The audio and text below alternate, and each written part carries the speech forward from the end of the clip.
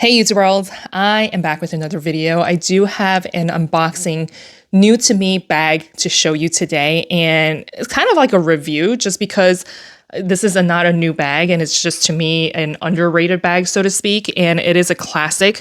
And honestly, I'm gravitating more and more to looking for pre-loved or vintage bags as opposed to buying brand new and looking at the latest and greatest from the big luxury brands. This is from a luxury brand, but I think this is something that is going to be a classic and of course in the colorway that I love. So let's just get right into it instead of blabbering around about nothing. And I'm holding the microphone today because I decided to wear this particular outfit and I thought it looked really nice with the necklace from Jenny Bird that I am wearing currently, and didn't really think it through where I could be clipping on my microphone without making a million sounds for you rubbing against. So don't mind me. The outfit is on. It's a look, it's a vibe. So I'm not taking it off, especially for this particular bag reveal. This is the newest bag to my collection here. It is the Fendi Peekaboo in the original, I guess, style. And I've been looking for this bag for quite a while. And I think it's just such a classic looking bag. This is in the medium size and it is in the taupey color. And I think it's just like the most beautiful bag ever. And of course, you know, knowing me, I always want like the top handle option as well as a crossbody strap. I mean, this is just like, again, another no-brainer for me to purchase this just because it literally fits all of the criteria. It's like 3 different things I always look for a bag, and it's just like pulling my heartstrings. A top handle, a crossbody, and feet. I love having feet at the bottom of my bags. So those are like the 3 main criterias, and then like you can get very creative in everything else about the bag, and I'd be open to it. So you can see the top handle. This one I found from the Japanese vintage market. It is in really, really good condition. Most of the time when you see these, they can look very worn. This one still has its structure. I did stuff it for more structure, but most of the time you'll see it's pretty beat up on the corners, and this particular one isn't. So I was just like, wow, for a bag that is in this particular condition, I'm just like, okay. And of course, you've got the gold hardware. There's a little bit of wear on the edges of the hardware, like it's losing the gold color, which I don't really mind just because it is a used bag. And the fact that the most obvious portion of it is the corners aren't worn, so it doesn't look as beat up. You can see it is leather lined. So again, another plus in my book when it comes to purchasing a bag, just because the interior, you know, a lot of the new bags nowadays, they do lighten the bag by having a fabric interior or micro suede, whatever you call it. But this one, again, I feel like if you want a very luxurious bag, you want to find one that is leather lined. So it's just the black one. And what's really fun about the Fendi Peekaboo is that there are so many colorways and combinations and variations. And it's the same thing that I will give it to Fendi. They know how to play around with a classic bag and have a lot of variations for you to choose from. Same thing with the baguette. And I did do a quick video on the 10 iconic bags of which one you should pick from each brand. I called it Buy Once, Cry Once video. If you haven't seen that video, definitely go check that out. I did pick the Fendi baguette as the one and done. But if this was the runner-up, I did mention this was the runner-up. If you had to pick another one that you didn't like the baguette, the Fendi Peekaboo is probably the next option. And what's really cool about this bag is, and I've worn this already, what's cool about this is that there's no definitive choice when it comes to a front or a back. It's basically the same design for the front and the back, so you can easily wear it however you like and not worry about, oh, this is the front of the bag or this is the, you know, back side of the bag. You can just literally grab and go. I love there's a crossbody and it's really easy to pop the strap off, but honestly, I feel like this particular bag, you don't need a strap. It can be worn just like this on the crook of your arm, and that's like a complete vibe that you can rock with this particular bag. The straps are nice because if you ever need it and you need some to be like hands-free or whatever, then yeah, it's nice to have the strap. So if you're looking in the pre-loved market, a lot of these are missing straps. I would say don't be afraid of it because this bag without the strap, it is it still feels complete. It doesn't feel like something is missing. So I did find one with a strap, so I'm glad I have it. But I'll include some mod shots for you. It looks okay with the strap, but it looks even better without the strap. So I've opted for the older version just because I like the style better. They did release like the men's version, which I think is super cool that they can make a traditionally women's bag into a men's version and still be able to rock it and make it look really, suitable for men. They also released the new one, which is the Peekaboo ICU version of it. Not as big of a fan of that particular one just because I feel like the side flaps sticks out way too much. It's too defined for my taste, and I like something a little bit more seamless where this is just tucked away with a little Fendi button here, and if you want to release it you can, but with the Fendi ICU version of it, it just looks like, I don't know, I just feel like it's like a piece of toast, and then you've got the little hands on the side, and then if it's like, honestly, like, yeah, it kind of looks like a piece of toast, right? Like an exaggerated version of a toast.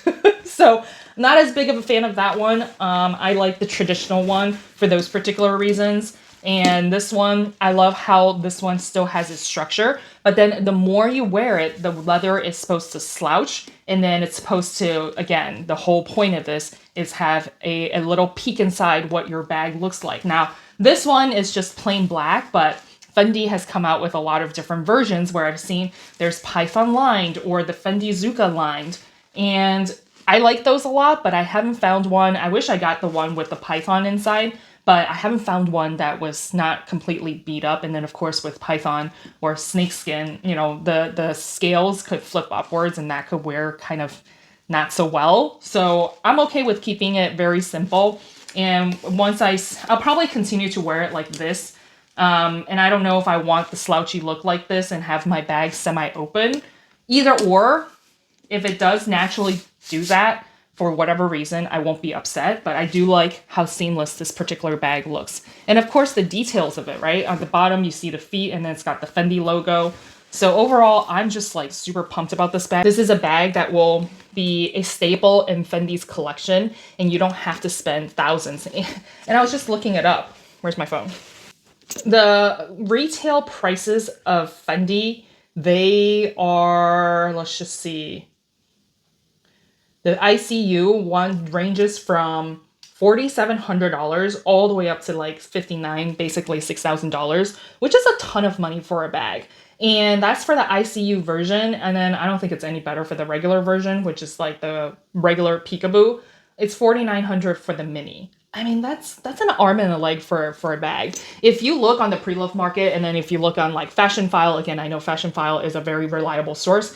If you get the vintage version and if you don't mind a little bit of wear, you can find these from anywhere from $400 all the way up to like $1,500, which is a fraction of what retail prices are. So definitely look on eBay, look on Fashion File, find a source that you trust and purchase this one for 1/4 of the original price that they are setting at today. Now, you can also find a lot of like really fun variations, not just on the interior, but the exterior as well. They have different handles. Some of them are different skins, and then the hardware could be a little bit different. Call me boring, but I really like this particular combination just because I feel like if you get like the limited editions, it could seem like if you wore it once, you wore it 100 times kind of feel where people, it's like, oh, she's worn that bag. Even though I've only worn it like 3 times, people, like, they remember all of the,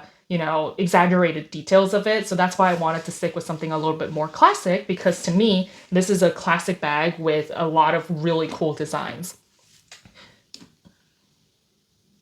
And I feel like with this particular bag, you can dress it up, you can dress it down. It is a very well-rounded bag that you can wear all year round as well.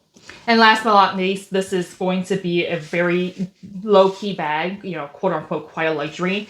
And it's a classic that will be available to you for use for years to come. So that is the first luxury unboxing that I had into my Lovely collection. This is my second Fendi, so I don't have a lot of Fendi bags. I've had the old Zuka ones that I was just like, not a fan, so I got rid of those. So in my current collection, this particular Fendi Peekaboo is my second Fendi.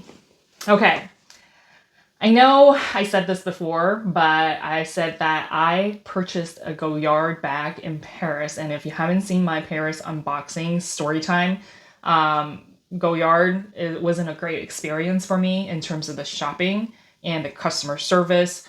I mentioned that that was my first and last piece, but in my defense, I would say that was my first and last purchase of Goyard in terms of bags. I recently came across this opportunity at a local consignment shop that I work with. They had this come in and it was a Goyard bracelet. So let me just show you. I was just like, that looks really nice. And for the price of this, I think I purchased this for like $170. I was like, meh, why not? It's a Goyard, and I think I was trying to find the retail prices. I have no idea how reliable these sources are, but if you know the price of what this is retail, confirm down below. But from what I found, it's about $500 or $600 for a bracelet. So for it to be priced at $170, I'm just like, yeah, why not? Let's try it. And it's actually a really gorgeous one. I forget the name of this, so I'll make sure to pop it down below, but take a look at the leather strap here. So if you want a little piece of Goyard, I think this is a great place to start. And if you want to find one on the secondary market for a decent price, I think that's probably the way to go, since not everybody has access to Goyard, where they live. But this particular bracelet, I think it's pretty nice just because it's a wrap bracelet, which could be a good alternative if you are looking for an Hermes fashion jewelry bracelet. And this one, let me just put it on. The sizing is really nice because I do have a thicker wrist, but if you have a smaller wrist, this could work. I don't know if they sell it in different sizes since Goyard is like super secretive about everything when it comes to their products. But this one, I'm on the middle hole here, so it fits pretty snugly. So there's more room for you to make the bracelet a little bit smaller. But I think this one is a really nice dog tag kind of bracelet to add to your outfit, like what I'm wearing today. It's just something super simple from Amazon that I got at a really, I think it was like a discount of like $15. And then you put on some really nice jewelry. You could do your hair. I didn't do my hair today. And then you put on a bracelet like that. And guess what? You've got a complete outfit with a cute bag. Something simple. You don't need to like go full out and decked out. And in the mod shots I'm gonna show you, I'm wearing like a Kohan, strappy sandal, and that's a complete outfit. A great way to mix high-low for your entire outfit. So just a really quick video today. I hope you really enjoyed it. I'll probably do a 6-month, a year review on these pieces and how they're wearing, but these are the latest purchases, and I know a lot of people are doing their low buy. I kind of am as well, but it's unintentional just because I haven't found really anything that really piqued my interest as of late. But when it comes to the big luxury brands, but when these pieces came about and I was just like, oh, I'm not spending retail, so let's just try it out. And if I don't like it, we can always, let go of it, right?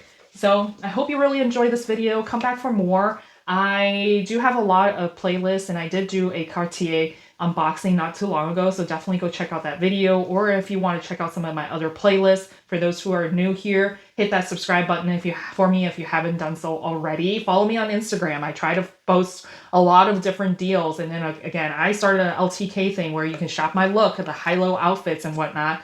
Go check out that store. I'll have links for you so that you can find deals. I'll find deals for you, etc., etc. So life is hard. I want to help you save time and money so that you can somehow adult easier and hopefully less than retail.